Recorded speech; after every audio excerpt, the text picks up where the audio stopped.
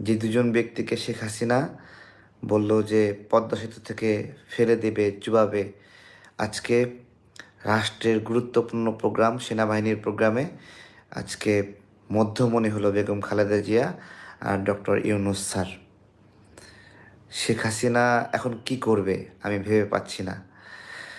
বেগম খালেদা জিয়াকে শেখ হাসিনা এতটাই অপছন্দ করত যে তাকে যার পর নাই অসম্মান করেছে। এবং আমাদের ইউনূস স্যার ওনাকেও এতটা অপছন্দ করত যে তার কথা শুনতেই পারতো না। তাকে সুদখোর, ইউনূস স্যারকে বলতো সুদখোর, আর হলো বেগম খালেদা জিয়াকে বলতো এতিমের টাকাচোর। দুইজন ব্যক্তিকে কি সুন্দরভাবে ব্লেমিং করেছিল এবং মনের যত ঘৃণা আছে সব ঘৃণা দিয়ে শেখ হাসিনা এই কথাগুলো বলতো। তার কোনো ঘৃণা অবশিষ্ট